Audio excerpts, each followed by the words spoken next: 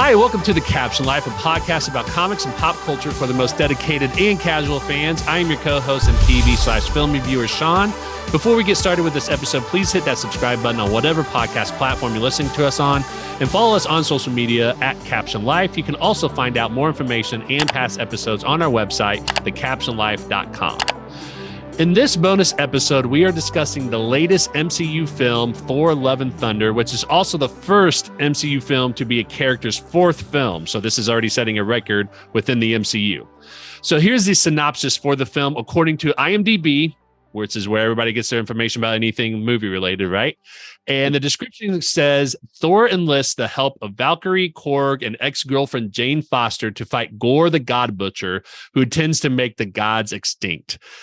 Thor: Love and Thunder was written by Taika Waititi, Jennifer Caitlin Robinson, and is based off the comics written by Jason Aaron. It was directed by Taika Waititi and stars Chris Hemsworth as Thor, Natalie Portman as Jane Foster / Mighty Thor, Kristen Bale as Gore the God Butcher, Tessa Thompson as King Valkyrie, Russell Crowe as Zeus, and Jamie Alexander as Sif.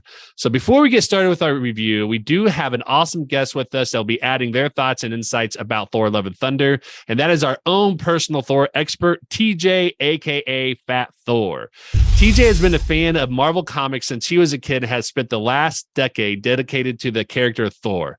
He is also a co-host of the podcast Sons of Mjolnir, which you can find on YouTube and on any podcast platform. He is also a film reviewer for the Streamr, as well as part of the Nerd Initiative. TJ, thank you for coming on the show today. Thank you so much for having me, Sean. It's great to be here, and I am so excited to talk about this movie. You know, I am always available to nerd out about Thor. So again, just thanks for having me on. Thanks for even just thinking of inviting me. I'm excited.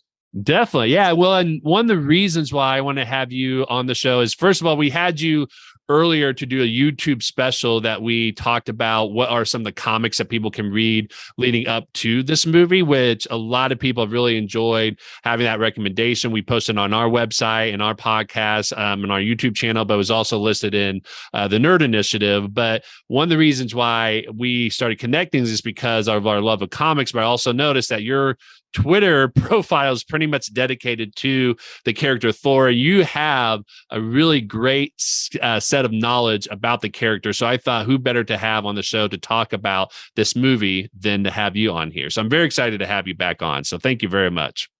Well, I appreciate that, man. That makes me feel good. Thank you. Good. Well, just like all of our other bonus episodes, there will be spoilers. So if you haven't seen that yet, excuse me. So let me try that again. Just like all of our bonus episodes, there will be spoilers. So if you haven't seen it yet, press pause now, go watch Thor: Love and Thunder, then come back. Now let's go ahead and jump right on in to the review. So let's talk about reactions to the film. So TJ, let me go ahead and kind of throw this back over to you and just get your initial reaction to the film. What did you think about this leading up to it? Were you excited? Were you kind of curious about it? Did you not have any feelings? And then after watching it, like, what did you think about it overall? And maybe with the context of the other three movies as well, too. Well, yeah, I mean, obviously, like you said before, I'm kind of the Thor guy. So with everything I say in this episode, please, everyone out there, take it with just a little bit of grain of salt, because obviously I do have a little bit of bias here. But I was obviously super excited for the movie to come out. Like you mentioned in the intro, this is one of the first, at least the first OG Avenger characters to get his fourth film. Mm-hmm. So I was just excited to see more Thor, obviously. I loved the new direction of Ragnarok, and having Taika come back for this one, I was obviously super excited for it. And also the Jason Aaron run that this movie is loosely based off of is one of my favorite Thor runs of all time. So my excitement level probably could not have gotten any higher for this film. So going right out the gate, I was excited. After seeing the movie, I loved it. I thought it was really, really good. The humor, I will say, was definitely taken up another notch from Ragnarok. Personally, for me, I enjoyed that. I really enjoy the new kind of fun direction of Thor. I made a tweet a couple days ago about, while we all like a serious, Thor being badass, don't get me wrong, we all love the badass moments.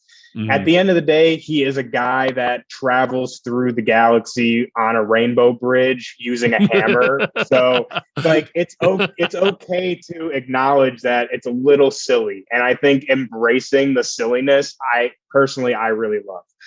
But on top of all that, with the laughs and the gaffes, I also thought that there was a lot of heart in this movie, and there was a lot of, deeper themes that were hidden under the layers of comedy and stuff. And I really enjoyed it. I really enjoyed the balance of it.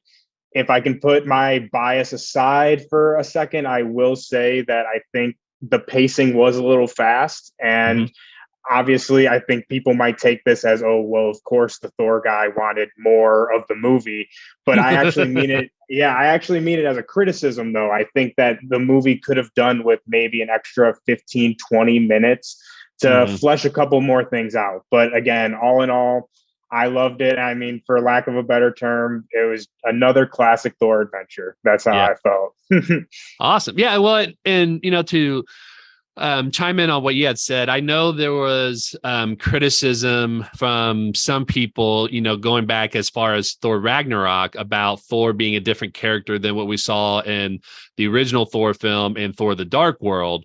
And I think that kind of goes back to what you had mentioned in terms of what people are usually expecting from the comics, is that Thor tends to be a little bit more of a serious character. Not that he doesn't have his comedic moments, but he definitely has a lot more serious moments than comedic from the comics. And it seems like this is flipped. But I think what, just what you had said is that it is a lot of fun, and that it really changed the experience of who Thor is. And not so much that it changed the character necessarily, but it's a lot more fun. It still has, like what you said, a lot of the serious moments and the heartfelt moments that people expect from it and everything. And that still played a part in this movie as well, too. But I think what I find really interesting is that when you look at some of the behind the scenes, what was happening with Chris Hemsworth and the Thor movies, is that at one point he was thinking about not doing the Thor films anymore because I guess he just wasn't having a whole lot of fun with it.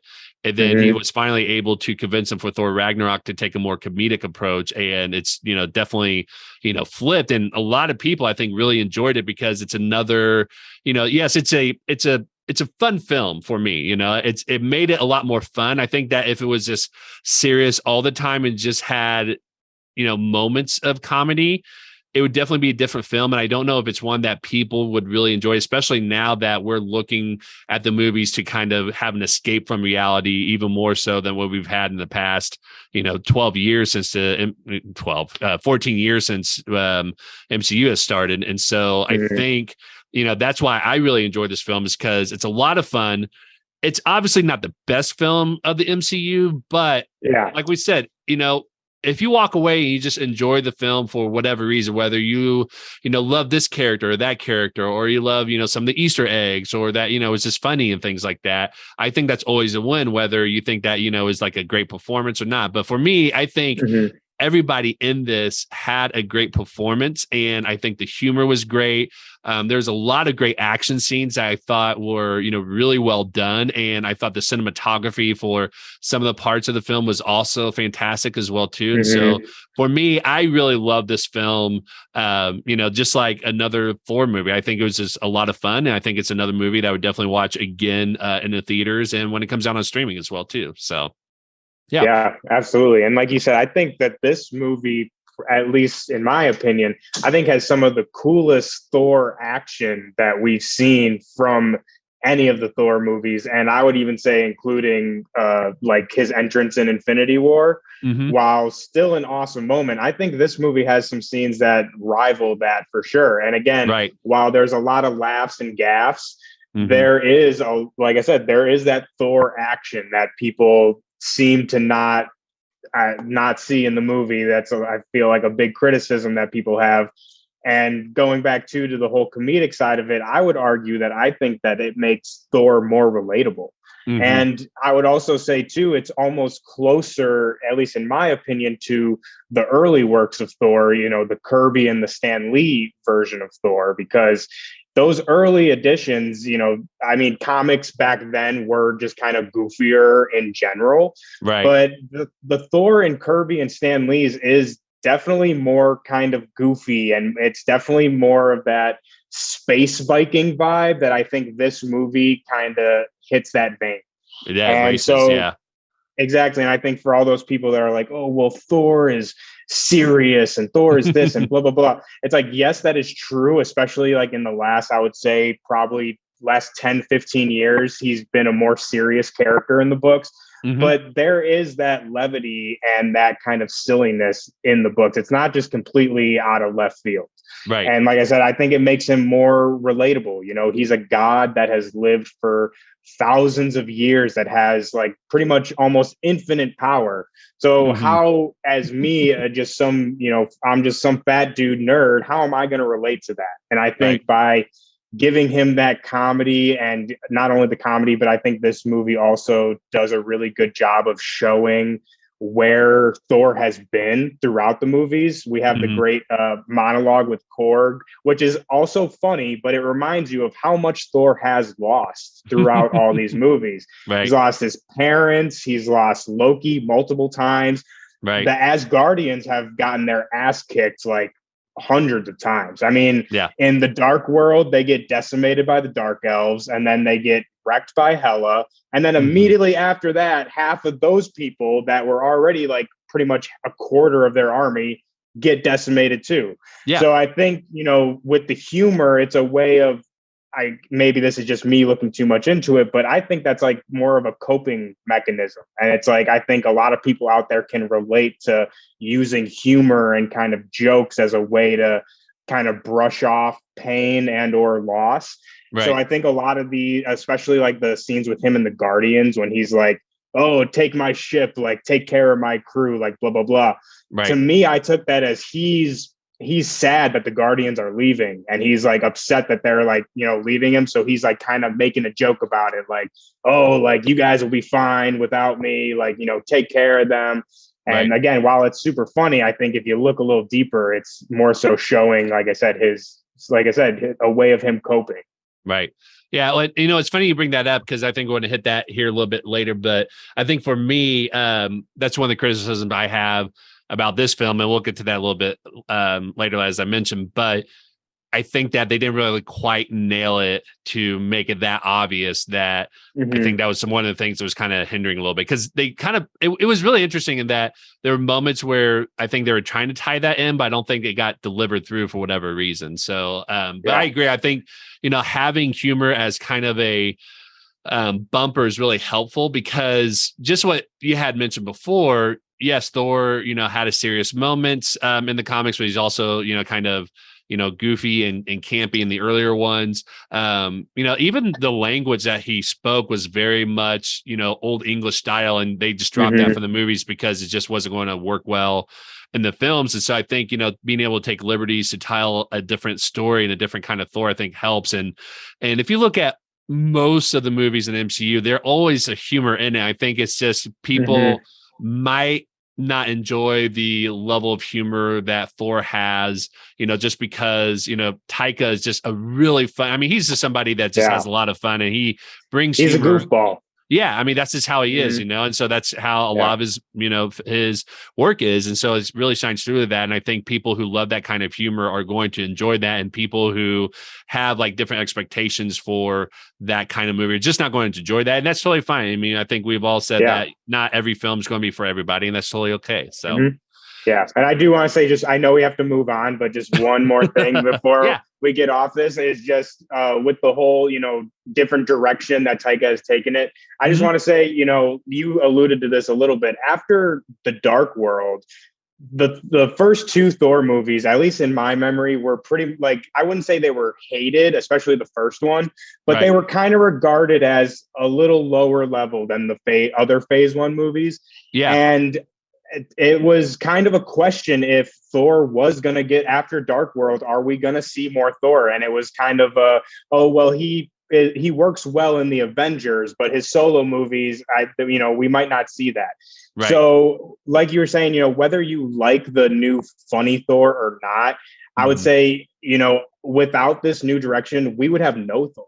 Like we would definitely not have a Thor 4, and we probably would never have gotten Ragnarok either. So, like I said, you might not like the new direction, which again is fine. Like you said, everything's not made for everybody.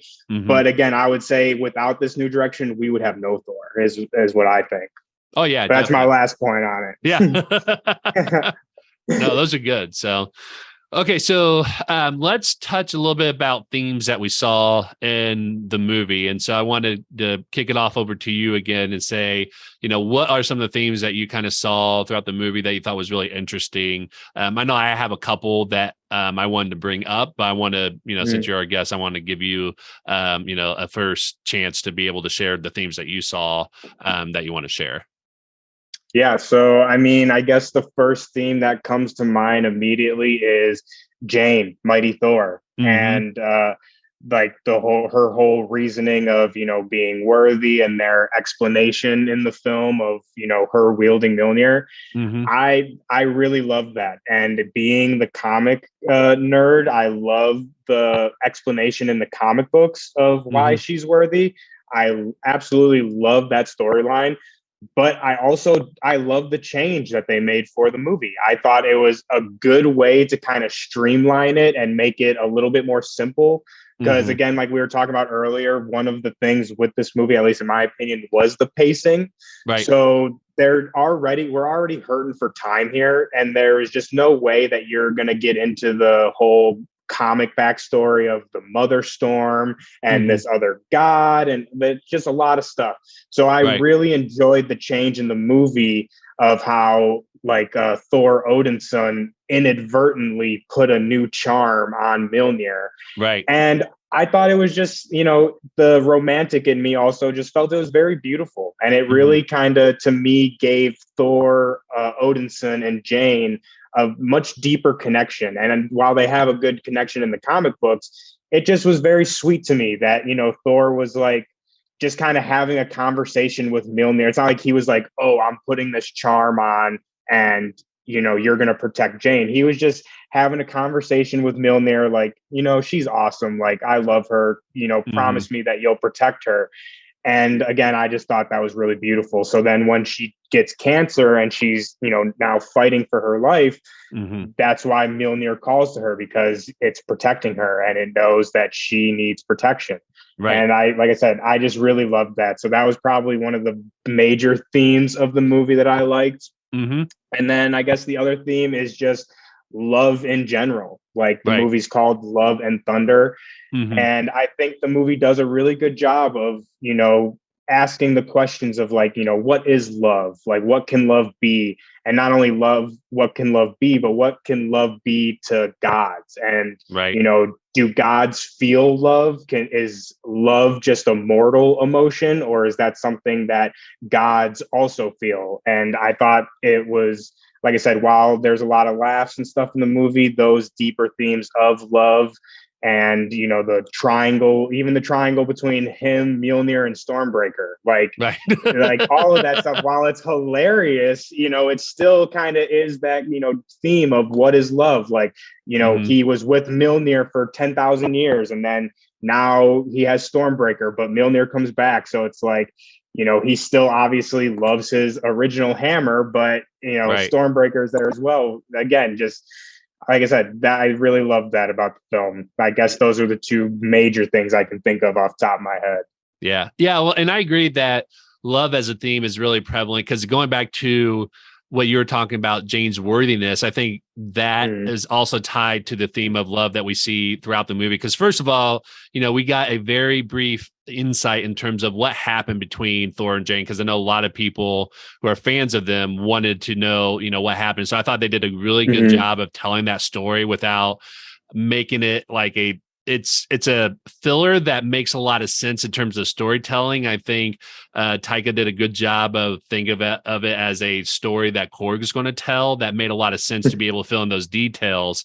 But I think the theme of love also ties into worthiness, because we see that love is actually what made everybody that's involved worthy of not just, Mjolnir, of just each other as well too, right? So just like what you had said, Thor inadvertently made a new charm on Mjolnir because of his growing love for Jane. And, he was probably drunk when he said that, but we saw that charm show up on Mjolnir when that happened. And so, of course, Mjolnir is kind of that almost a manifestation of Thor's love for Jane. So when she was dying, that's when Mjolnir started calling for her, not just because how she was handling cancer and her battle with it made her worthy, but also it came through in terms of the love that Thor had for Jane, as well as for his people and for the people around him, is what made him worthy, but also what allowed Mjolnir to be able to protect her and be able to prolong her life as long as it did as well too. And so I think, love and worthiness kind of came around and became a full circle as well too, because then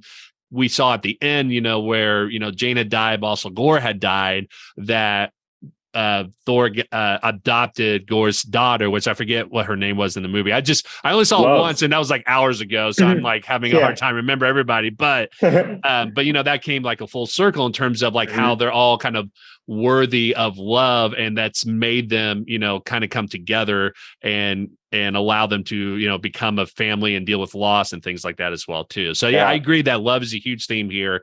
One thing I do want to give a shout out, that's a small theme, but it's a theme personally to me, is that it talks about adoption in a sense. And I bring this up because I feel like for the longest time, MCU has had a really weird relationship with how they treat and respect adoption, because especially with Thor, because in Avengers, Thor made a crack about how Loki was adopted. They also made a crack about it in the What If series between Thanos and Nebula. And then in the Loki series, I found it interesting. And I'm saying all this because I'm an adoptive father myself. And so adoption is something that's really personal to me as well, too. And the Loki series, for whatever reason, I need to go back and reread this at some point again. But I remember I couldn't really find any, article that kind of talked about this. But they had Loki, they referred to Loki as Loki Laufey's son instead of Odin's son. And so I was kind of curious why they made that decision to do it that way. Maybe they'll reveal later on, or maybe they did, say why, and I just haven't found that yet. And so I've always felt like it's been kind of a weird relationship that Marvel has had with adoption. But I liked how in this film, even though that Gore's daughter doesn't call Thor father, he's now a father figure to her. And it's about, choosing family, and that family, is definitely, surrounded by the love that you have for each other as well, too. And so I did like how they were able to kind of show adoption in a sense in a positive light in this movie. The other thing that I want to briefly touch on as well, too, in terms of a theme, is body image. So as you probably know, a lot of people had talked about how Natalie Portman looked in the movie, and there were some people that had questioned if she was actually worked out for the role, or if her, muscles are CGI and were like all up in arms and stuff like that. What I really liked about this movie, I know MCU has been doing it generally, is that when you look at the women in this movie, they look great in terms of a character and in terms of who they are as a person, and that they didn't have to resort to, being revealing of their body to do that. Right. And so we didn't see any sort of like cleavage. The only thing that we really saw of Mighty Thor, Jane Foster, and King Valkyrie were just pretty much their arms, basically. Right. And so I thought it was really great because you can enjoy that movie without having to be, having like cleavage throwing in your face and stuff like that as eye candy that has been done for a long time. And I get why they do that, right? Because that's what's going to get the young boys coming in and seeing all that, right? But I love how this movie gets away from that and shows it more from a character point of view. But I think in terms of our society, it speaks volumes about how that was discussed and criticized a lot from some people. But then you have somebody like Russell Crowe, who was playing the role of Zeus, who was not in, a fit shape at all to be, the typical God body. Right. And it seemed like no one was really talking about that. I also thought it was really interesting that Christian Bale was actually very, very skinny in this movie, but Mhm. he was a formidable, fighter. And it wasn't just because he had the necro sword, but I think it's because of all of his experience and Mhm. everything, that he's went through and stuff like that. He's learned how to fight. And like, he was not, built or buff at all whatsoever. Like, I just remember looking at him and he's just like skinny all around. And so I think it was really Mhm. interesting. And I don't know if the film, did this purposely, but I think it was really interesting to see how he had different kinds of bodies for people who are warriors, and that it's trying to tell the story that warriors come in all, body shapes and sizes. But Yeah. the fact that a lot of people were criticizing and was skeptical about Natalie Portman, being, quote unquote, actually having muscles. Like, it was just really weird. Like, people were criticizing that she had muscles to Yeah. begin with, and some people think that was all CGI and all that. And obviously, it's just funny because like it's not really documented anywhere, or they can't provide proof other than they said, like, if you look at photos before she was shooting, like she wasn't that muscular Mhm. or whatever. Which one, I'm like, I haven't seen these photos, but then I flip it on. It's just Yeah. like, how do you not know that one of your own guys actually photoshopped it to make it look like she was skinny? Yeah. So yeah. Yeah, So it's really ridiculous, and I agree with your points all around. I love how they're just badass ladies, man, right, and they look badass, they are badass, and it's not about, them being, sexualized and whatnot while, they're beautiful women. It's about them being badass. And right, that's one of the things I love about Jane in the comics as well, is that, she is just as badass as any of the male heroes. And I think, exactly, you hit the nail right on the head with the whole body image thing and the whole discourse around Jane in particular and Natalie Portman is, I mean, if I can be frank, kind of disgusting in my opinion. oh, I And it agree just is, wholeheartedly, yeah, and yeah. it just very stupid. And, if you look at these behind the scenes photos and all that, Mm-hmm. I'm gonna spoil something for all you guys out there. Chris Hemsworth's arms are CGI as well. Like, yes, I'm gonna spoil it for you. Hey, I'm sorry, I gotta break it to you. What Yeah. my man's is ripped. Do not get me wrong. He is for sure jacked, but that Mm-hmm. does not mean that they do not touch his arms up with CGI and they, add a little bit more definition just to make it pop on camera. That doesn't mean that he's Right. not ripped. And Right. they do the same with every character. So to say like, oh, well, they're CGIing her, arms, blah, blah, blah. It's bullshit. And I'll say Right. too, one of the behind the scenes things I was watching, I don't remember exactly what it was, but Mm-hmm. the early scenes of her having cancer, like when she's getting chemo, they Right. actually had to shoot it like from her, chest up because she was so jacked. And they were Mm-hmm. like, oh, well, we can't show her super ripped yet because she's supposed to be, sick and frail here. Right. So, like I said, the fact that people saying that like that's all CGI and like she did not work for it, to me, that's just trying to take away from, her performance and, her being this hero. Yeah. And like I said, it's bullshit. And like you Yeah. bring up a great point too with Russell Crowe. No one talks about how he looks. And I'll also say too, they definitely CGI'd him a little bit as well. He had some popping, he had some traps going on. I don't think Russell Crowe's popping that much in real life, but I digress. Yeah. Yeah. Oh no, it's well, and it was clear that for those who are criticizing and being skeptical of Natalie Portman, it's clear that they really had a bigger axe that they were grinding, and they weren't really, I mean, they were going to criticize that character no matter what. I think everybody kind of Yeah. knew that was coming and all that. But I think it's Mhm. just, it's speaking volumes of some of the things that they just have problems with the MCU, and that aren't really founded. Is just coming from the traditional mindset of this is how the comics were supposed to be in the glory heyday Mhm. of like the 60s and 70s, which are even 80s and 90s, like they were still pretty problematic, like not as bad as the 60s and 70s, but there were still problematic things in the 80s Yeah. and 90s that they think that they're forcing diversity and feminism and stuff like that. And it's there's a difference between forcing that and having a wider range of representation, especially when you have so many properties that you're putting out there. Like no one's taking away, the traditional white male in the stories and stuff like that. We're just adding more to that. So they're just not the majority that you see all of them, because we're getting a lot of different people in the MCU, which is great, because that's what we need to see more of, because there's definitely a lot more stories to be told, as opposed to what we've done in phase 1 through 3 is like, it's a great story, but you need to be able to tell different stories to be able to, have a fresh approach to it. So, yeah, you need different stories from different perspectives. And I mean, we've had at least, I would say, 26 MCU movies that are either a white or male lead. Right. And it's like, I'm sorry, I'm getting ahead of myself. This stuff literally hurts my brain. It hurts my brain.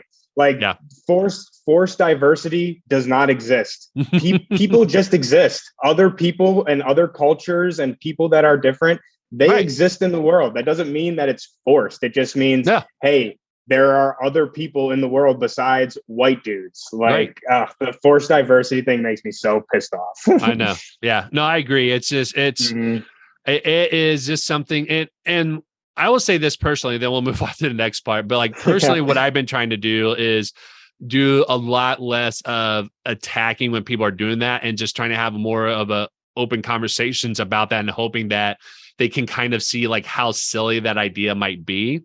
Yeah, because I think just hashing out, negative comments at each other is not really going to do anything. But the problem is that we live in a society where everything is about immediacy, right? And I think in order to create real change, it is a long game. It is a marathon, and you're not going to be able to live through that marathon if you're just, spouting out and fighting at each other from the moment you start commenting and stuff like that. So I've been trying to do more of that, but there's just some people like, there are days where I question, I'm just like, has anyone ever actually changed their mind because of a conversation they had with a stranger on social media? Right. So it's just, yeah. So I know I'm personally always trying to find ways of like, how can we help people get to a place where they can, be comfortable and see that this is not taking anything away from them at all, but it's actually opening up a lot more for more people to be part of the conversation than what we had before. And I think that's always a beautiful thing to be able to have. So. Yeah, absolutely. I mean, if you followed me on Twitter for a decent while now, so I'm sure that you've seen me get into these conversations about Jane being Thor, and a woman being Thor, and or Laura Kinney being Wolverine. It's always the same bullshit, and it's always the same shit. And it's like you said, I am always a fan of educating besides putting down. Yeah. But there comes a point where sometimes there's no educating some of these people, unfortunately. Yeah. Yeah. And that's why sometimes you just have to be like, let's just, move on and try to, be civilized with each other. So yeah, I get that. Yeah. And I've had some of those conversations before too. So I get that. So, all right, so let's talk about top moments for us of the movie. What were some of the top moments for you that you loved about this film? So first one, that I got two major ones. I mean, there's a lot of great moments in this movie, but I would say two big ones for me, and it kind of relates to what we were just talking about. So the first one I have to say is with the kids, when he gives the kids the power of Thor. That scene. Okay, so there's a lot of different reasons why I love that scene. I'll break them down, try to do it quickly. First of all, I am a huge rock and roll nerd. I love Led Zeppelin, and Guns N' Roses is right there with me. So not only was this movie kind of a Guns N' Roses soundtrack, but to have the solo for November Rain playing during that moment, it was so badass. It just hit the right theme for me. And another part of it too is I just really loved again, we were just talking about this. I've gotten into a lot of conversations and a lot of arguments, for lack of a better word, about the whole Thor being a title versus a name. Is it a title? Is it a name? Blah, blah, blah, blah, blah. Oh, this person can't be Thor because Thor is his name. He was born as Thor, blah, blah, blah. so I really while this scene is hilarious and it's badass, it honestly kind of hit me on an emotional level as well, just Right. because it was like, hell yeah, all these kids can be Thor. Like all of these kids can be worthy. And the way that he says it, he's like, I forget exactly what he says, but he's like, if you're pure of heart, you're therefore worthy, and for a limited time only, you'll have the power. Yeah, which is hilarious. But yeah, just like I said, the fact that like all these kids can be worthy in this time of need, because I've always said that I think we're, as far as like Mjolnir specifically and the whole worthiness thing, I always say that a lot of it comes to situation. So given the situation that these kids are in, and they needed more Thors, and so Thor had the power to grant them his power, and so they were all Thor. And it, like I said, it just kind of hit me in the heart a little bit, kind of made me a little emotional. And it also, again, is hilarious because it also made me think too, like Taika in the back was like, oh, so a girl can't be Thor? Like Thor's a name? Okay, watch me make a group of 10-year-olds all Thor. And like, what now? Right. So yeah, I love that moment. It was very powerful. It was, emotional. But like I said, it was also funny and badass too. Yeah, I gotta chime in here and say that's actually one of my top moments of the film as well too. For all those reasons, but I know for me personally as a father, like I know that when I take my son to go watch this movie, that he's absolutely going to love that part, because this is probably one of the things in terms of, when we're talking about representation and stuff like that. Like I have never thought about, how can we have kids, be seen as superheroes? And so now my kid not only will be able to, act like he is Miles Morales or act like he's Shang-Chi or Iron Man, he can now act like one of these kids who have the limited power of Thor. Yeah. But it was just so cool to see all these kids and be able to give them the chance to see that they truly can also be, heroes. And again, this is a fictional world and it's a fictional film and stuff like that. But I think as, adults, we can see that there is something really, innocent but powerful about kids having that confidence and hope that they can be heroes and be able to see it on screen. I know my son's definitely going to love that, especially the scene where the girl has the bunny using the bunny as the weapon. Yeah. That part was so good. Oh, so good. Yeah. And I will say this as well, too, is what's really cool. And I got to give a shout out to JT from the East Coast Avengers, who was telling me this right after I watched the movie, because I thought this was probably the case, but he confirmed it for me, is that the kids in that scene were actually kids of the cast and crew. And I think the daughter of Gore is also Chris Hemsworth's daughter. So a lot of the kids were actually kids from the people who are either in the movie or worked on the movie. So I think it's really cool to be able to see that, those are like the really cool connections, to be able to see the kids, feel like they're superheroes, not just on screen, but they had that moment where they could like have that for the rest of their life. And I think it's really cool for them to see that. So, and I know, again, when I watch with my son, I'm going to point out to him that the girl that's, flying into the movie with Thor is, Chris Hemsworth's actual daughter. And I know he's going to think the same thing about us. He's like, oh, you and me could be, superheroes too, So, yeah. So, but yeah, so cool. I love that. Yeah. So I'm sorry. So what was the other top moment of the film? So real quick, I just want to say about the kids again. Sorry. Yeah.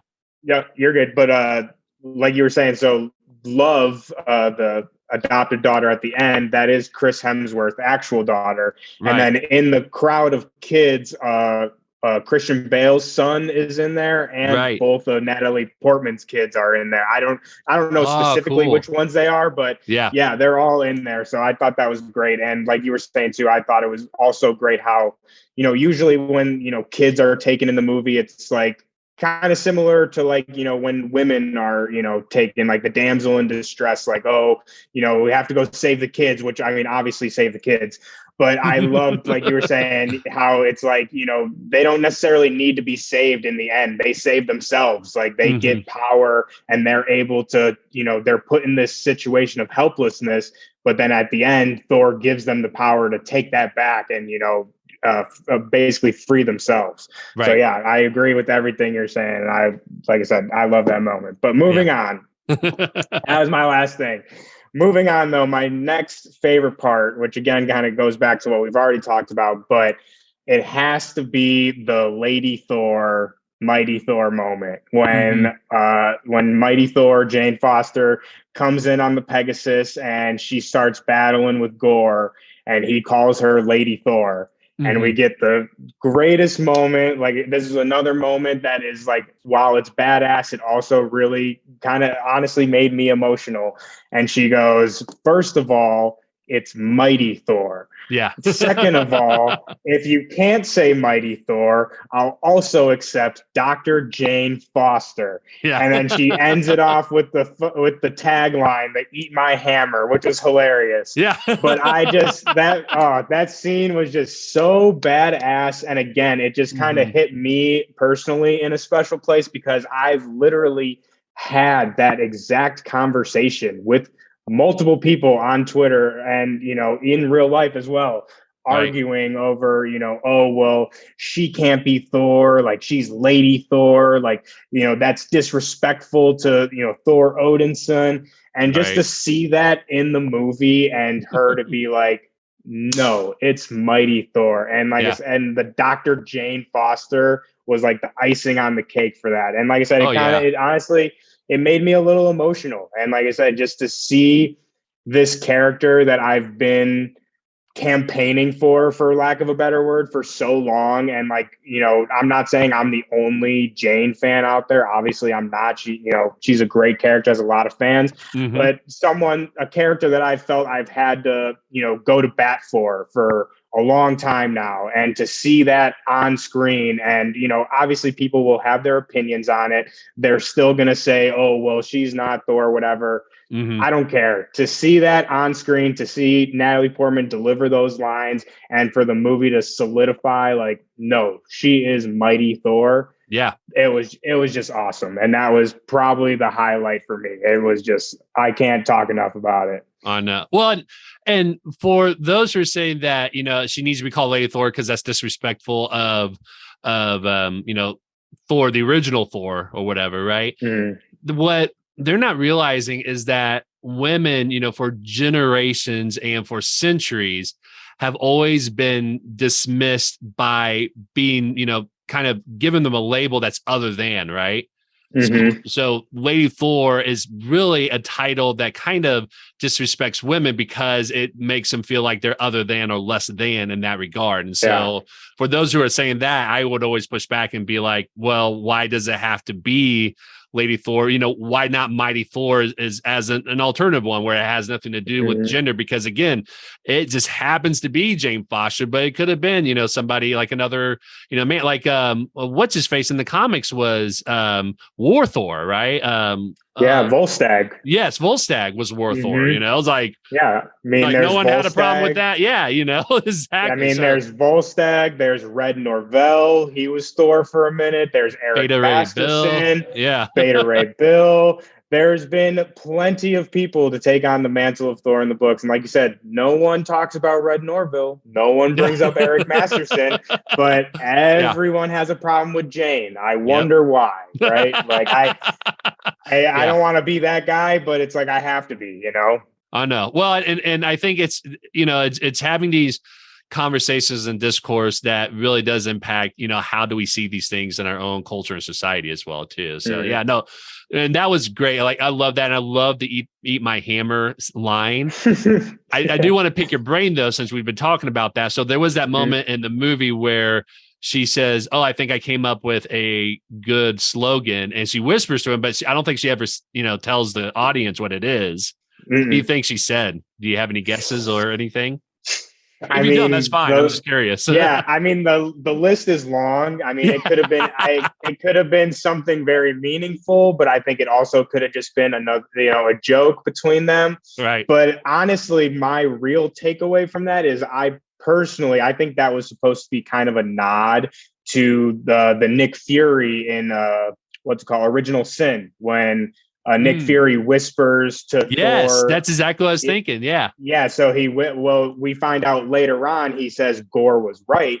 But for a long time, we don't know what Fury said to Thor. And while this is obviously a way different context and, it has nothing to do with that, I think it was just kind of a nod to that. Like, we're not supposed to know. It's something that she whispers to him, and he's going to take that. And while in the books, it's something that makes him unworthy. I think whatever she said to him is supposed to enforce his worthiness. You know, he's going to take whatever she did say to him.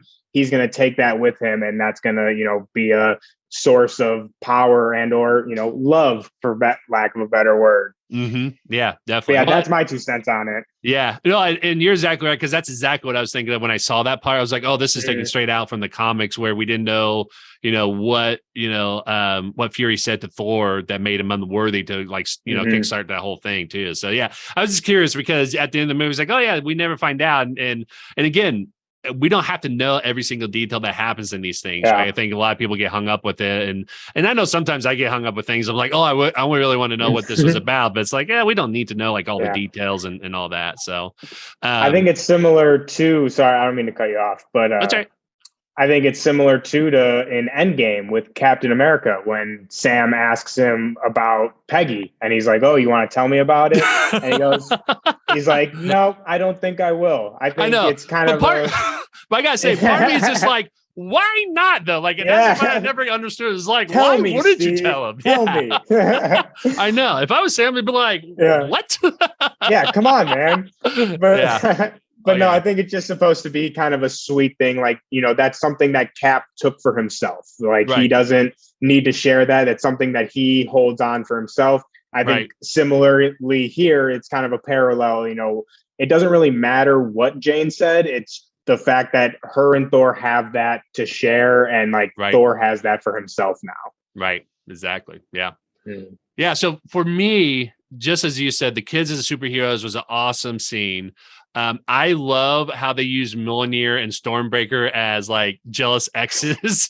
Dude, yes, that was so funny. That was funny. That was genius. I think it was just hysterical, just how they were able to do that like so many times. I cracked up every single time they did that, you know, and so it was really great.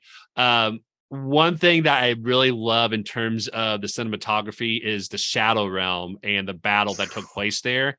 I was beautiful. Just floored. Yes, I was just floored at how they, you know, utilized colored so well to not only go, you know, completely black and white, but then when they started using their weapons, then it adds a little bit light. But then even when you see the battle that happens like across the globe, just the fact that they were able to make that happen, where you kind of see everybody, you know, kind of running around that small little sphere and everything. It was that whole scene was just fantastically done in terms of all the action, all the coloring, all the visual effects, like everything was just really well done. I bet you they probably storyboard that, you know, probably one of the longest pieces they had to storyboard, because that was just done so well that I think it's going to be a highlight of the movie for a long time. Because even when it was in the trailer, like it piqued everyone's interest about why are they like black and white, you know, but it piqued my interest and I was really interested in it, but just the whole scene just ended up blowing me away in terms of how great it looked and how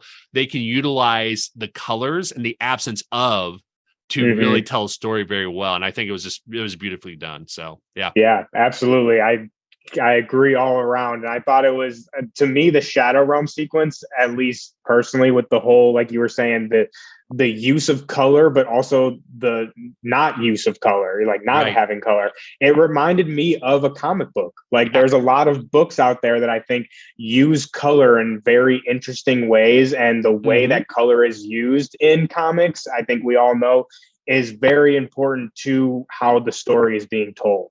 Definitely. And yeah. And like you were saying, the way that Taika, or I don't know if I want to give him all the credit, you know, whoever storyboarded it, the whole team involved, I think did a really good job with, like you said, using not only color, but the absence of color to really make that a really dynamic scene and really accentuate like the shadow monsters. And it was a beautiful scene. And I also loved it too for the this is how I took it, kind of a meta joke of, I'm sure we've all heard the criticism of like, oh, MCU movies are so gray, like they're so dull. And he's like, okay, bet. Let me make that is probably something you did, yeah. I say, let me make an entire sequence that's black and white. Like, what are you gonna do now? And it turns out to be one of the best sequences of the movie, you know. So I loved it for that part too. Oh yeah. Oh, I love that. Yeah. Oh man, it was so good. Well, and just one thing to add on there, what I thought was really interesting about the shadow monsters, since we're talking about that, is how much they kind of look like the monsters from Stranger Things. Like one of them Yeah, looked they like the do. Mind Flayer, So I thought Yeah, it was I really thought that interesting. too. Yeah. Yeah, I was like, damn, they got the Mind Flayer. Yeah. All right. So those are my favorite moments. What are some of the criticisms about the film that you might have?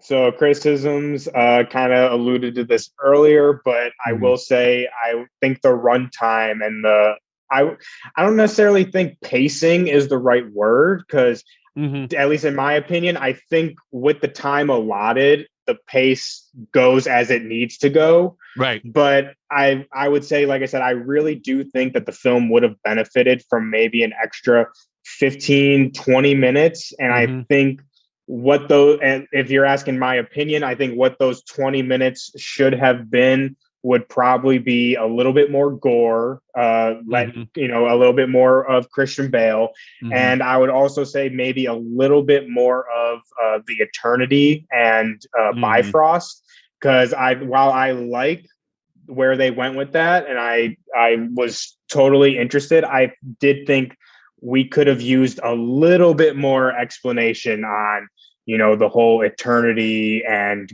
getting to eternity. I thought that could have, like, obviously we're not going to get into all of that. That's probably something that's going to come a lot later. But just a little bit more explanation of like, okay, well, why the Bifrost? Like, why is that the key to eternity? And not only that, but so if the Bifrost has been the key to eternity this whole time, you're telling me nobody knew that? Like Odin didn't know that. Like Thor didn't know that. So like I said, why did no one know that? Yeah. Exactly. Yeah. So while I don't think it's a problem or like a plot hole per se, I think there's still things yet to be revealed of that. I do think, again, maybe a little extra time, maybe even just an extra part of dialogue would have helped give a little bit more flesh to that idea, Right. Yeah. And I think it's interesting because since you brought that up, I think it's interesting on two levels. Is that you're totally right. It's not a pacing issue. It's a detail issue.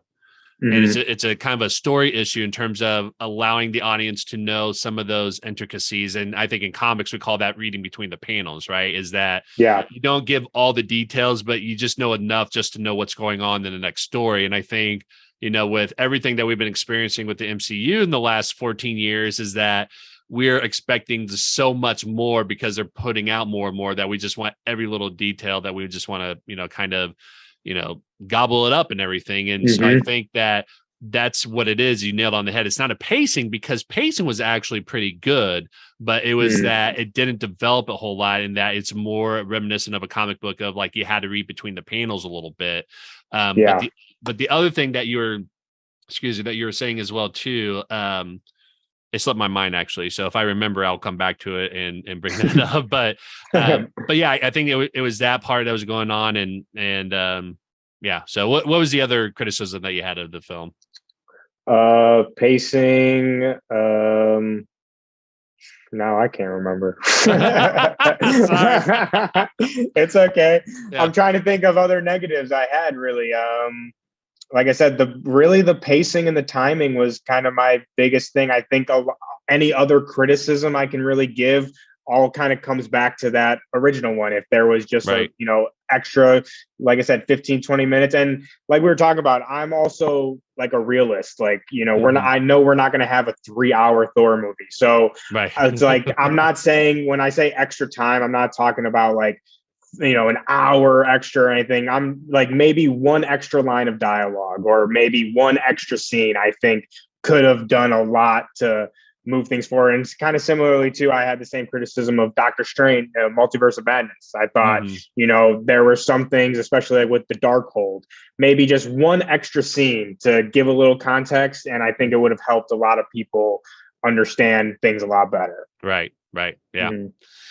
Yeah. So here are my two biggest criticisms of the film. And again, I just watched this hours ago. So these are the two like takeaways that I have that I'm sure, after some more time, I'm like, oh, there's probably another, 2 or 3 things I probably have issues with. But the first thing that was really distracting for me is Russell Crowe actually did a pretty good job of portraying Zeus, but his accent sounded a lot more like Colossus from Deadpool. Like every time he talked, I A was just little like, bit, yeah. yeah, I was just like, it just sounded a lot like him, So I don't know what was going on, but I mean, other than that, like I thought Russell Crowe did a really good job of portraying Zeus in that light of what they were trying to get with, and so it's not a criticism with Russell Crowe ability in that movie per se, but it was just the accent sounded off for whatever reason. That was like the closest I could come up with. Is like sounds like Colossus from Deadpool.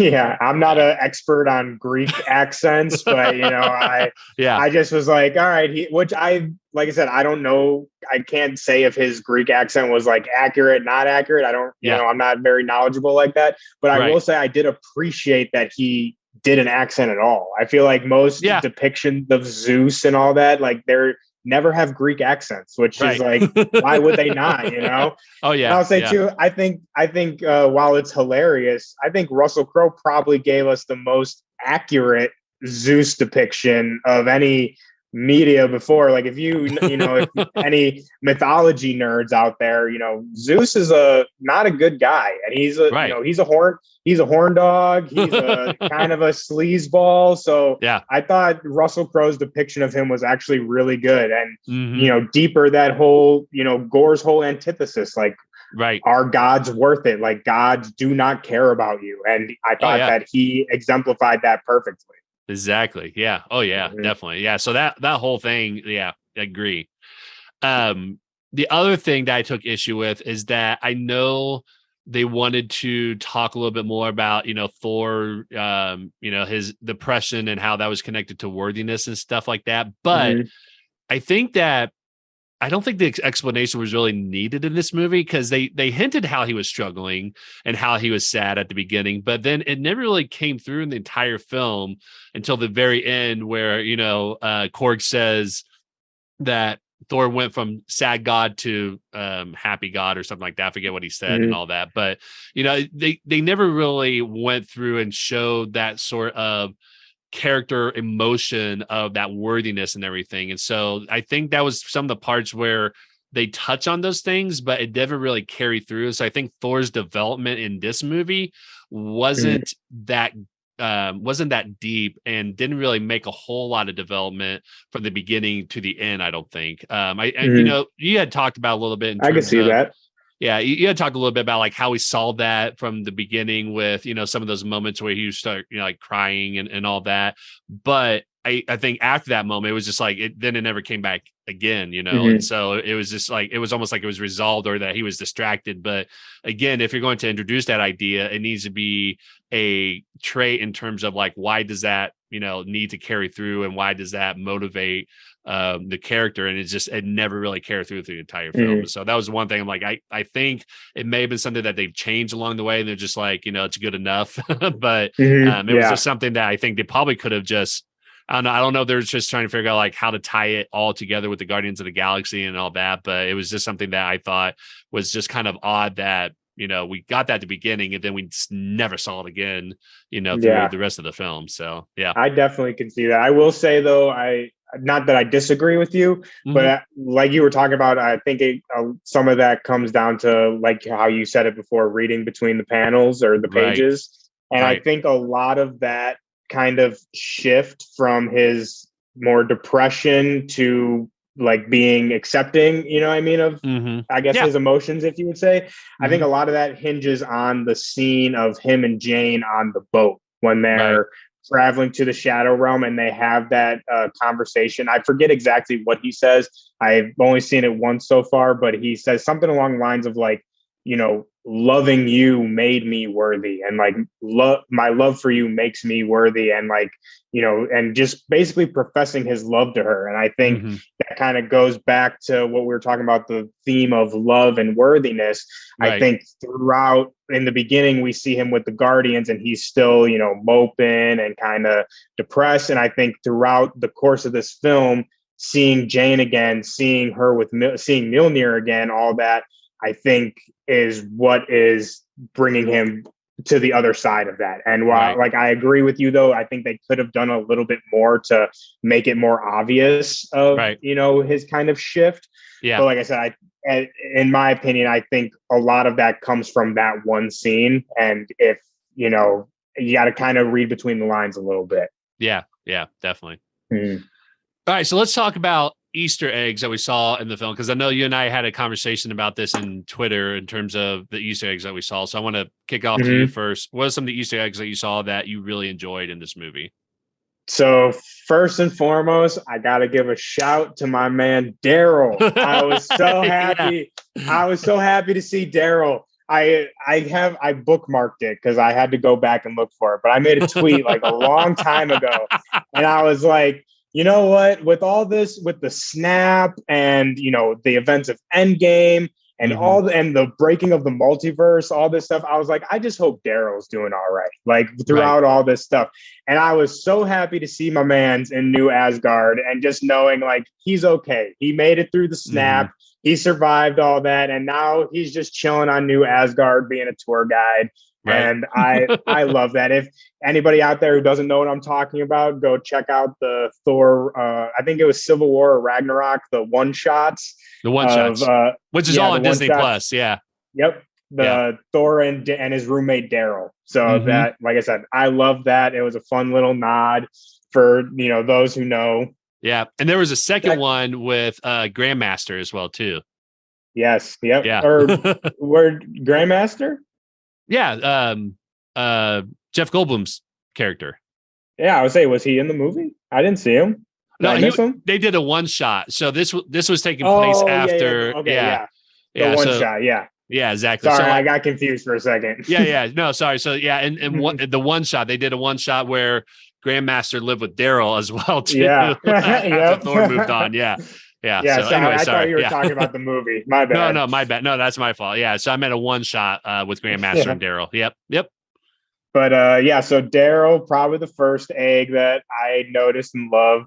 The next one that I can think of in the temple, so Eternity's temple. So before, I think we talked about this on the last episode a little bit, but we see the statues for Lady Death. We see Infinity, we see Eon, we see a Watcher. We saw all that in the trailer.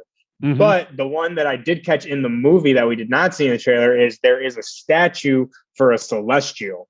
And it's the Celestial head that almost falls on the kids. Right. Yes. And that was that's the celestial form of the one above all.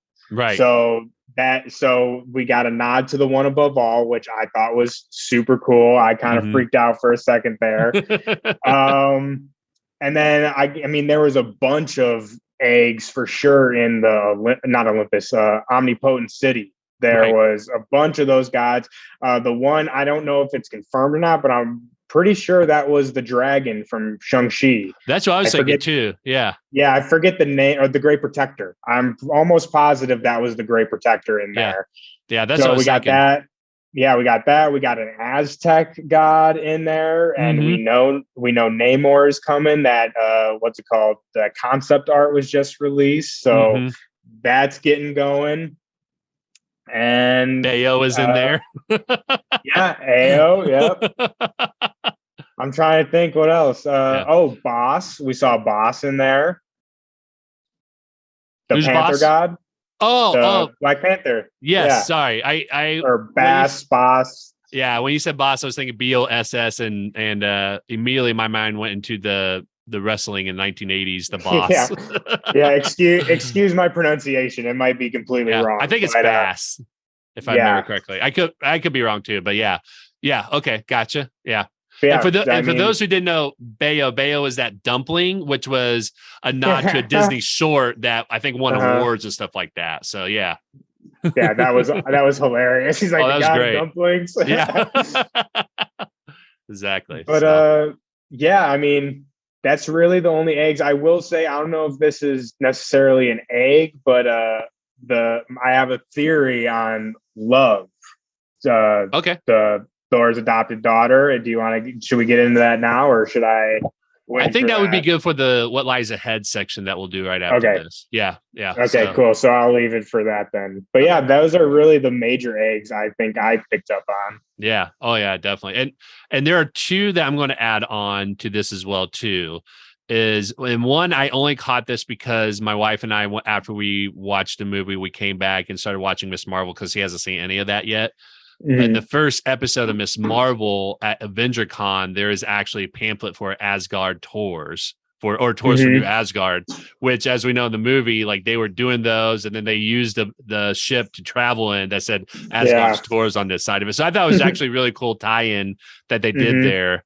And then the other thing that I thought was really interesting is that when they were in the realm with Eternity, it was very reminiscent of the Soul Stone. And I don't know much about Eternity from the comics at all. So I don't know if there is a connection to that at all or anything like that. But it just seems really interesting that they made that parallel to make it seem like it a whole lot. And I don't know if it's just a coincidence, if it's just like easier to kind of do it that way in a sense, or if there is a connection that might come later for whatever reason. So yeah, I mean, I definitely noticed that too. There's definitely strong similarities to both.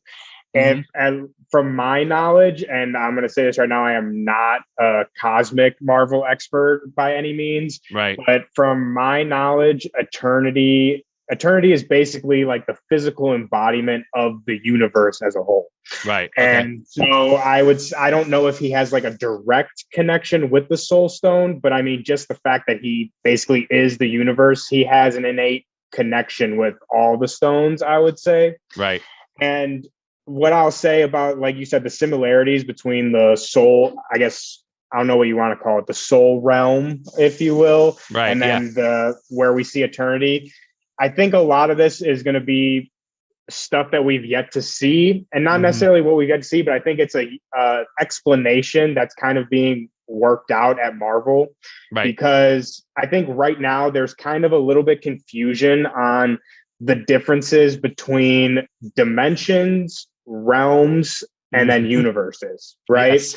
So it's which like, gets confusing real quick when you try and explain that. Yeah. It gets very confusing. But so to kind of summarize it quickly, you have obviously the 9 realms or 10 realms if you're going from the books, which is like Elfheim, Muspelheim, Asgard, all that crap. Right. And then you also have dimensions, and then dimensions are things like Tao Lo, in Shang-Chi. We have the mirror dimension, and then recently, spoilers for Moon Knight, but we have the Duat in Moon Knight, and also the ancestral plane in Black Panther.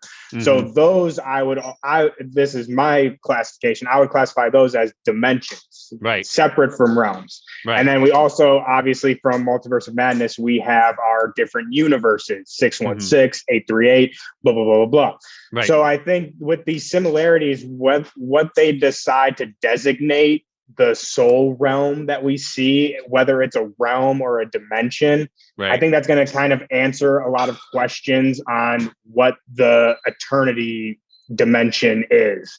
And I think that's where the similarities are going to come, is, like I said, that kind of designation on, excuse me, if they're realms versus universes.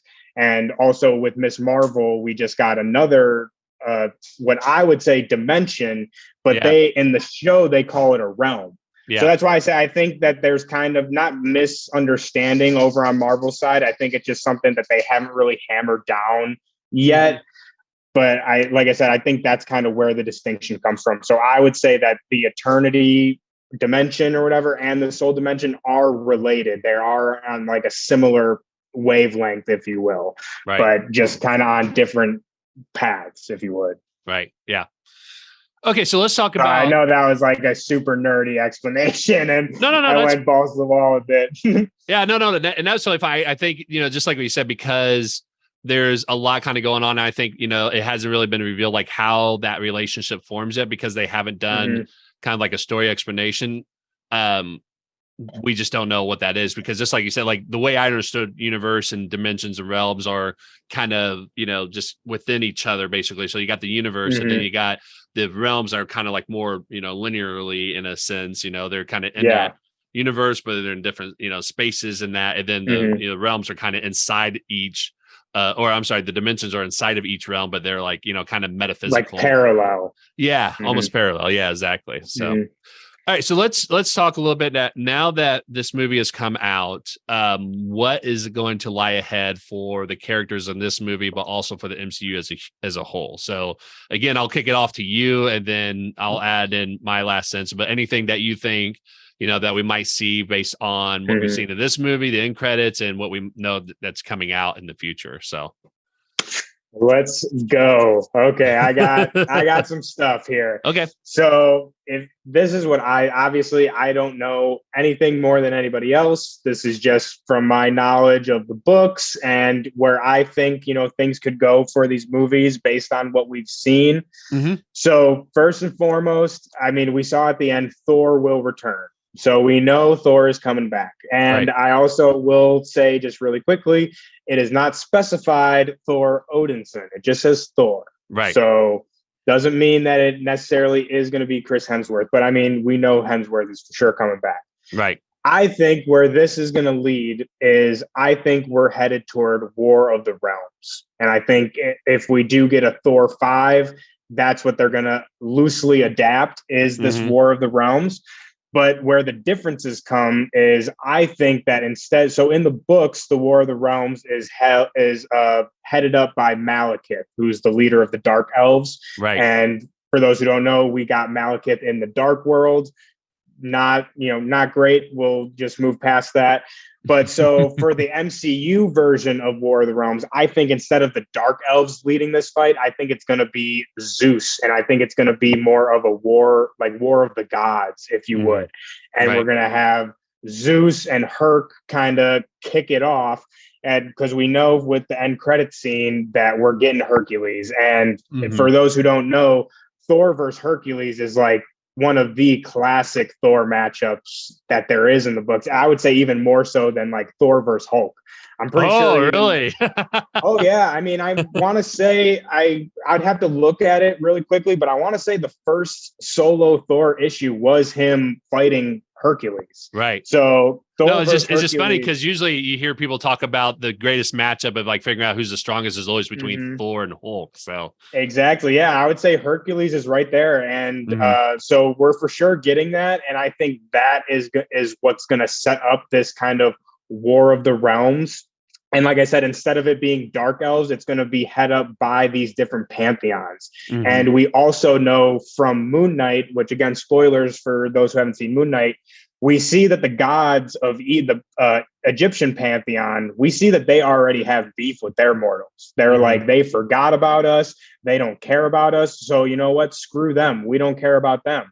Right. And at the end of this movie, we hear a very similar sentiment from Zeus. He said, I forget exactly what he says, but, something along the lines of, oh, people don't pray for rain or for, crops anymore. They only pray to their superheroes. So I think that there's a kind of beef between gods and superheroes and mortals already brewing.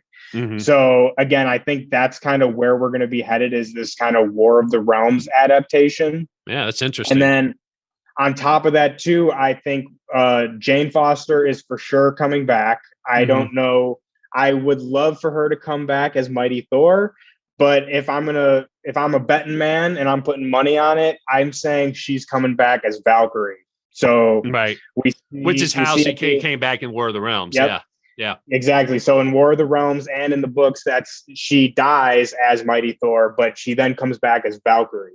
Right. And I think with the end credit scene of them showing her in Valhalla, I think that's what they're alluding to is that not only will she be back, but she's going to be back as a Valkyrie. Right. And I would say I will bet my bottom dollar we are going to get a Valkyrie project with Tessa Thompson and Natalie Portman starring. Whether it's a show or a movie, I don't know, and frankly, I don't really care. I think like, especially after seeing this movie, their dynamic on screen is undeniable, and I think after people see this movie and see that, I think a Valkyrie, like I said, series or show with both of them as Valkyrie is a no-brainer. Like that's all the money right there. Yeah. So I would love to see. I mean, I don't think they had the same kind of chemistry as Black Widow and Hawkeye, Kate Bishop Mhm. and Yelena, because I think Oh, that everybody was wants to another see. great matchup. Yeah, that was. I mean, I think everybody Mhm. loved that, but just like what you said, I think their chemistry and their relationship with each other was just fantastic. That I would not, complain by any means of seeing them on screen together, whether it's a movie or a series. And so, but yeah, I agree. And actually, Mhm. that's what I told my wife about how Jane actually comes back from heaven. And like I thought Heimdall was actually going to say, when he said like, you can join us here in Valhalla, and I thought he was going to say Mhm. or and kind of leave it on a cliffhanger. So I Or was, so I was kind of like, oh, that's weird, because I yeah. had to tell my wife who, she was upset that Jane had died and everything, and she didn't like that at all. But then I told her that there's a good chance she might be coming back because that's exactly what happened in the Mhm. comics. And then now remind me, because I know again, you had suggested the comics to me. Was it in the Jason Aaron realm or the Jason Aaron run where when she comes back immediately after Odin helped bring her back from the dead, like did she become Valkyrie then, or did she become Valkyrie like a little bit later on, closer to War of Realms?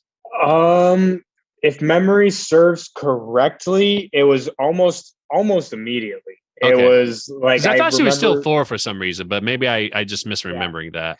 So she was Thor. Odin brings her back, and then I think it's in the kind of conclusion of that issue. Mm-hmm. They show her in the hospital, and the I forget what the her Valkyrie hammer is called, but that like basically comes to her, and it kind of leaves off like she's gonna be Valkyrie, and then her Valkyrie series came like right after that, which answered a Okay, lot more of those questions. right. But yeah, so it was like almost immediate that she became Valkyrie in the books. Gotcha. Okay. Yeah, I'll have Mhm. to go back and look at that again. But yeah, okay, that's good. What else do you think is coming up ahead for us? So another thing I got, and this is just my own crackpot theory, tinfoil hat time. So, Yeah. I could be completely off base with this, but I'm sticking to it.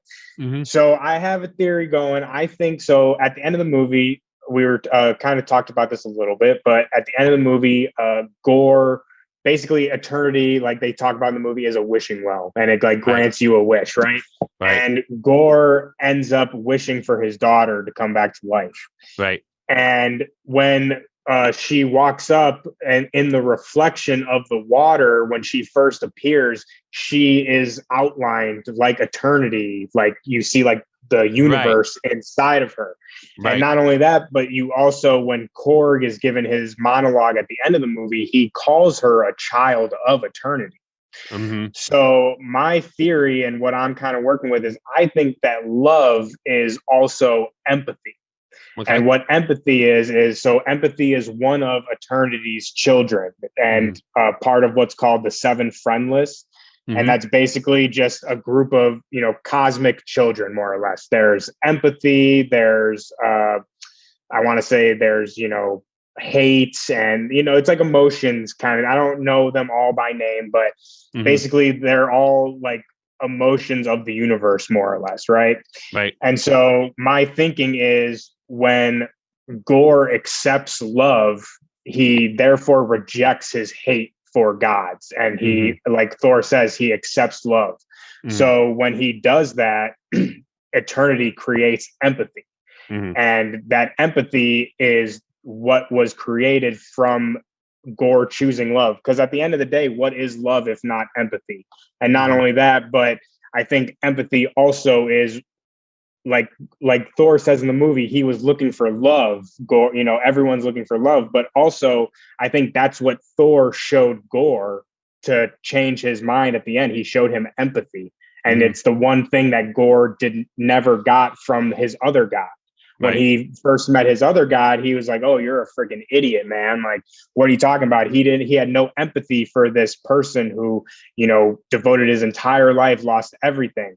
Hmm. So, like I said, I think that when this happened, eternity being its, cosmic, genius that it is, through those actions created empathy. And I think that through going forward, that's why Love has the powers that she has. And I think it's going to kind of open the doors for more of these cosmic beings and more of the, kind of cosmic nature of the MCU, such as the Living Tribunal and more answers to kind of what eternity is and all, Eon, all that kind of stuff. Gotcha. Okay, cool. I don't have all the pieces, but like I said, that's kind of my blueprint. And I'll also say too, this is another one I've heard. This isn't my personal one, but I've also seen, I want to say New Rock Stars, shout out to them, love their channel. But they said that she could be Mistress Love, which is also another kind of cosmic entity of the universe, which I think, kind of fits better because her name's Love. But I'm sticking with empathy. I'm going to stick with empathy. That's where I'm going with it. Gotcha. Okay, cool. So I think the only two things I'll add here is that for those of you who don't know, the Necrosword actually has a lot of connection for Spider-Man because it has a connection to Null, who is the god of the symbiotes. And they didn't really leave it open because it seems like the Necrosword was completely destroyed. So I don't think there's going to be any like really connection to it moving forward necessarily. But we do know that in Spider-Man No Way Home, a piece of Venom was left behind in our MCU Earth. And so we know that's probably going to happen at some point. So I'm just kind of curious to see if the Necrosword is going to have any kind of connection to Venom by any means whatsoever. But I'm also going to go out here and say that I've actually had this wild idea that was just kind of like a theory that I'm just like, I'm going to throw this out there, but I don't really think this is what's going on. But the more that I'm seeing some of these projects, the more I'm wondering like if this is actually might be something that might be happening. And what I noticed in this movie is that at the beginning, Star-Lord was a little bit different. Like he seemed like he was a little bit chummier with Thor than he was that we've seen in Infinity War and Endgame. And it seemed like just a little bit of a different person. Like, yeah, he kind of got annoyed with him a couple of times, but there were just some, like the fact that when Thor was doing his little speech, he was like, yes, let's do it. Like, I thought that was kind of odd.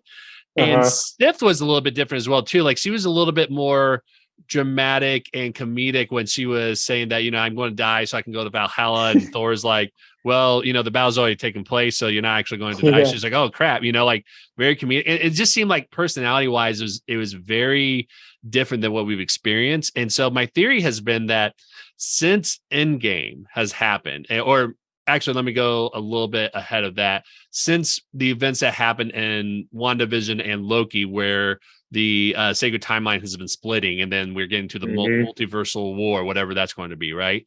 My theory, that's again crazy, I don't really think this is going to happening, but I kind of see the pieces could be there, is that every project, including the Disney Plus shows and the movies that we're getting, are actually all in a very different universe that, yes, they all have that prior connection to everything that's happening in game and before, but they're all in a different universe, and that what's happening in, like, let's say Hawkeye is not the same, universe that we see in Spider-Man No Way Home and so on and so forth.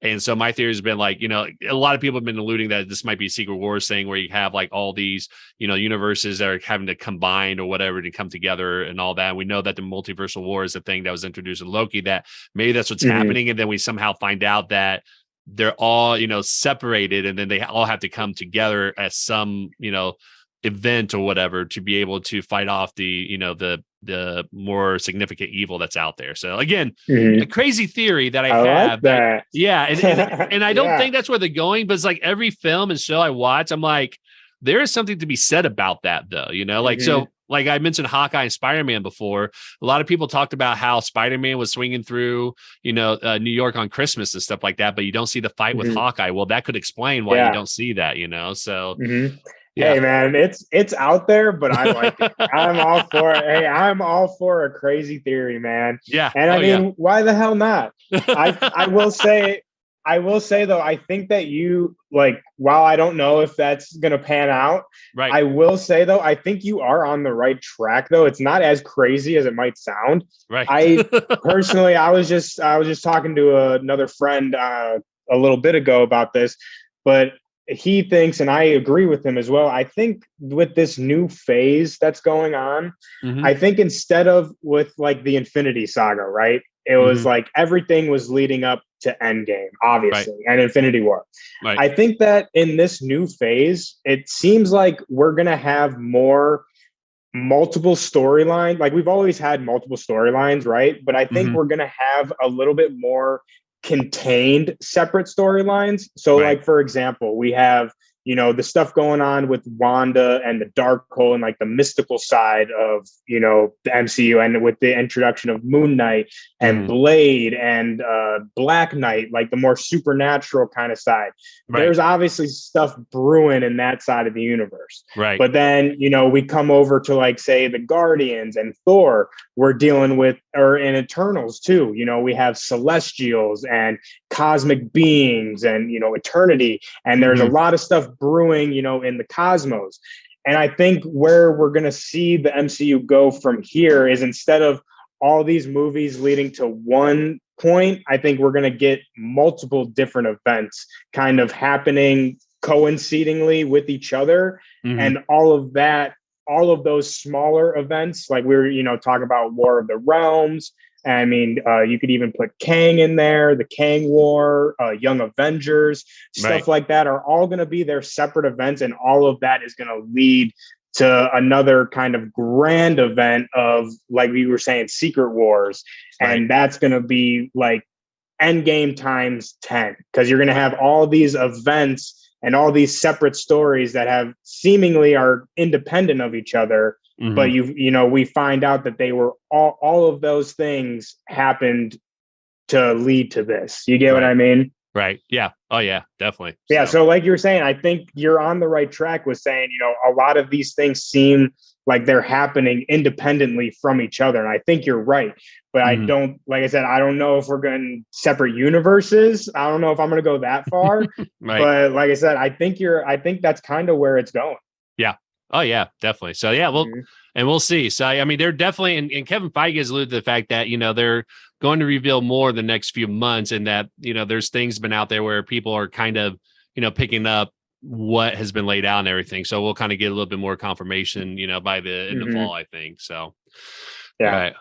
Well, usually I ask for some of our listeners to kind of, you know, give their thoughts about the movie as well, too. But, you know, because of everything that's been happening, and like I just watched the movie a few hours ago, I wasn't able to put anything out on social media. So if you're listening and you have any thoughts that you want to, you know, shout our way, make sure you just, you know, tag us on social media. We're on all the social media platforms under Caption Life. But before I let you go, TJ, can you just let people know where they can find you online if they want to reach out to you and connect with you? Yeah, so you can find me online. Just search Fat Thor. My name is a little confusing. So just search Fat Thor and you'll more than likely be able to find me. Also, you can check us out, the Sons of Mjolnir podcast on YouTube, Spotify, Apple. We also have a Twitter page at Sons of Mjolnir, so you can also find us there. And yeah, that's really where you can find me. I'll be talking my nerd stuff, spreading the Thor gospel, just keeping on. Yeah, definitely. Well, thank you for coming on the show again. I really appreciate it. This was a great conversation, and you're always welcome to come back on the show. Thank you very much. Hey, thank you so much for inviting me. This has been so much fun. And like I said before, I am always down, not only just to talk Thor, I read other comics too. I swear, I don't just read Thor. So I am always down to come nerd out. And again, just thank you, Sean, for having me on and giving me the opportunity to just come and nerd out, man. It's been so much fun. Awesome. Well, thank you. All right. Well, that wraps up another review episode of The Caption Life. We hope that you enjoyed listening. Don't forget to smash that subscribe button on whatever let me try that again. Don't forget to smash that subscribe button on whatever major podcast platform you listen to us on. You can also follow us on social media under the username @CaptionLife. If you like what we're doing, give us a shout out, tag us in your post. For more information about us and all of our previous episodes, visit thecaptionlife.com.